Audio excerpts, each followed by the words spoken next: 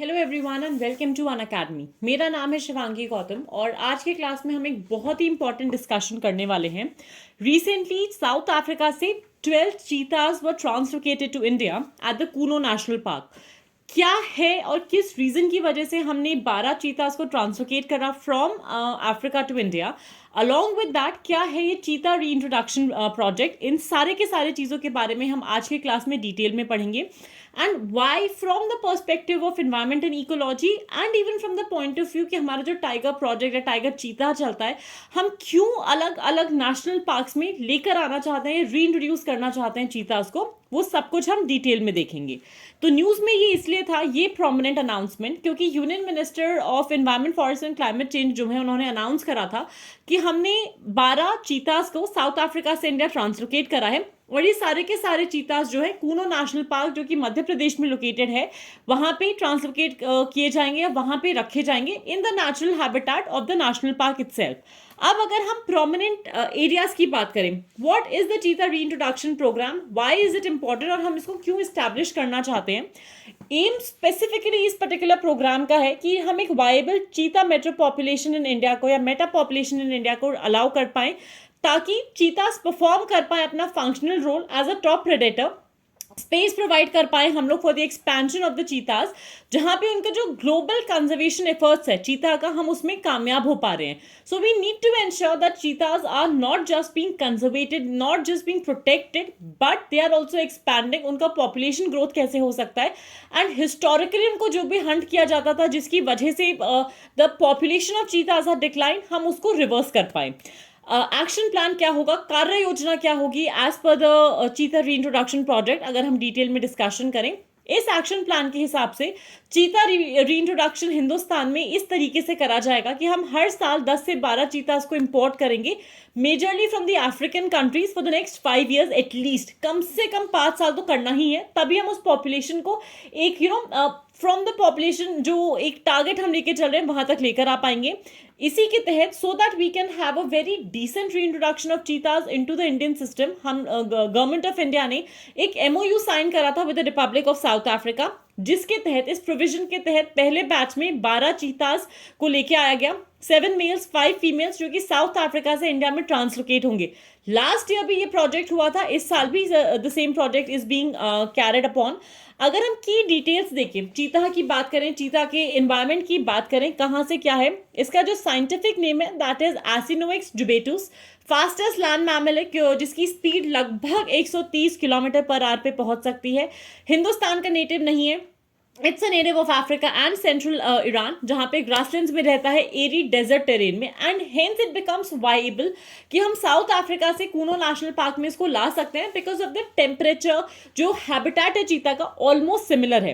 African cheetah की अगर IUCN status की बात करें दैट इज वल्नरेबल, 7000 के लगभग सेंट्रल और ईस्ट, सेंट्रल ईस्ट में और साउथ वेस्ट अफ्रीका में आपको चीता देखने को मिलेंगे। इंडियन चीता की बात करें IUCN के हिसाब से क्रिटिकली एंडेंजर्ड है, लगभग 40 से 50 आपको ईरान में देखने को मिलेंगे।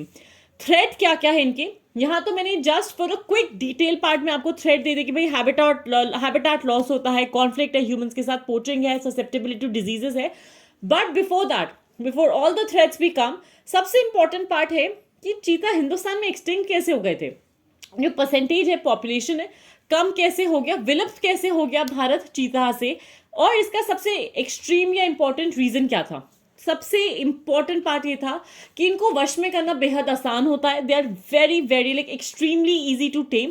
As a result of that कोई भी नॉन डोमेस्टिकेटेड प्रेडेटर के हिसाब से इनका हंट करना भी बहुत आसान है, और इस पूरे के पूरे प्रोसेस को एक नाम दिया गया है कोर्सिंग। रॉयल कोर्ट्स में बहुत सारे जो राजा रानियां होते थे हिंदुस्तान के, एक लोकप्रिय हिस्सा होता था शाही दरबारों में हिंदुस्तान के और एशिया के, इनको कैप्टिविटी में आप ब्रीड नहीं करवा सकते, इट्स नेक्स्ट टू इम्पॉसिबल। ये सिर्फ ओपन में नेचुरली ब्रीड करते हैं।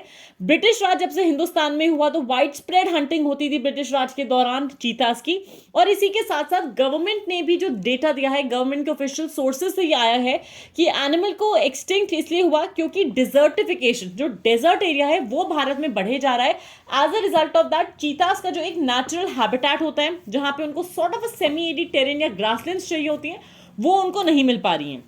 अगर हम चीता रीइंट्रोडक्शन प्रोग्राम के एक्सपेक्टेड बेनिफिट्स की बात करें, हम एक सूटेबल लिविंग कंडीशन से उपयुक्त रहने की स्थिति प्रोवाइड करेंगे चीतास को, सफिशिएंट प्रे देंगे so that in the natural environment they can eat well, उनका पेट भरा रहे, ठीक है। अलॉन्ग विद दैट एक ecosystem stability, less probability of a man animal conflict, क्योंकि इट्स अ नेशनल पार्क जहां पे कोई भी ह्यूमन इंटरफियरेंस अलाउड नहीं होगा।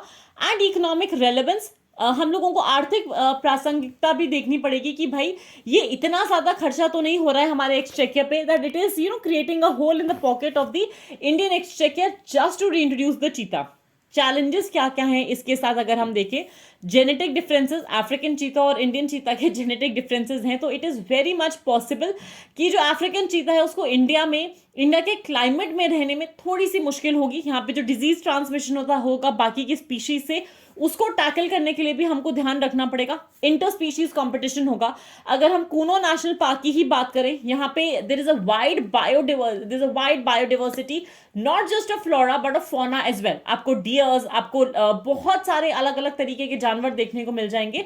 और इस इंटर स्पीशीज कॉम्पिटिशन की वजह से हो सकता है अफ्रीकन चीता और इंडियन चीता दोनों आपस में कंपीट कर रहे हो। That can be a threat, that can be a challenge to the cheetahs जो कि हिंदुस्तान में लाए जा रहे हैं, ट्रांसलोकेट किए जा रहे हैं।